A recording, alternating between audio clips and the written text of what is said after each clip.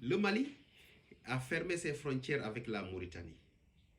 Hier, j'ai fait une vidéo sur cette thématique-là et j'ai dit qu'il y a beaucoup de bergers mauritaniens, des nomades qui craignent pour la survie de leurs activités parce que 70% de leur bétail en période de saison sèche traverse la frontière pour aller vivre ou aller se faire paître au niveau des prairies du Mali. Et ça a déclenché une vague de haine, je ne sais pas, même une vague d'haine ou d'insultes même, parce que j'ai beaucoup de personnes qui m'ont insulté en PV, surtout sur Facebook. Aujourd'hui, je vous mets cette vidéo en illustration. Juste après, vous allez écouter la vidéo, je vais le mettre en lien. Et vous allez voir que ici, rien n'est inventé. Tout est vrai. Donc, toutes les personnes à qui ça ne va pas plus, voici la preuve de ce que je vous disais. Je n'ai rien inventé.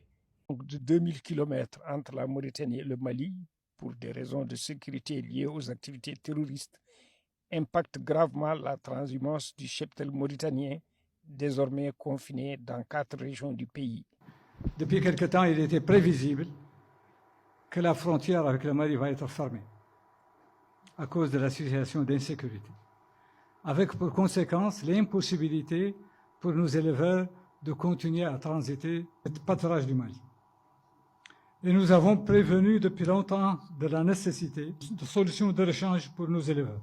Mais nous constatons que rien n'a été fait, de significatif en tout cas, pour se préparer au pire. Et aujourd'hui, la frontière est fermée. Et nous avons tous nos éleveurs actuellement en Mauritanie, au Hod, à Nassaba, au Guédimaka.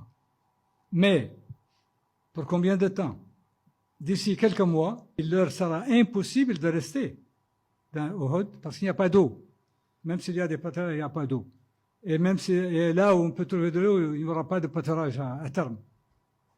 Et donc, nous risquons de perdre la moitié de notre ressource animale. Qu'est-ce qu'il faut faire?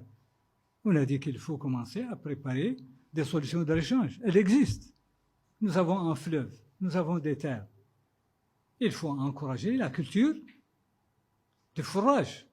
Aujourd'hui, on s'est confronté à un problème tout récemment où le gouvernement malien a pris un circulaire pour dire que stop, cette année, il n'y a pas de transhumance transfrontalière.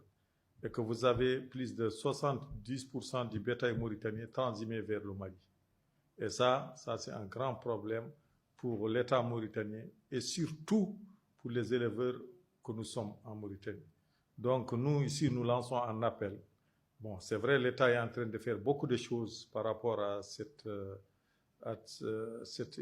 initiative qui vient d'être prise par le gouvernement malien, mais aussi nous lançons à l'ensemble des partenaires, notamment les partenaires techniques financiers de la Mauritanie, d'appuyer le gouvernement dans ses plans pour pouvoir en tout cas assurer cette transhumance qui se faisait avec le Mali, peut-être de se limiter pour le moment le Sénégal et dans beaucoup de coins mauritaniens.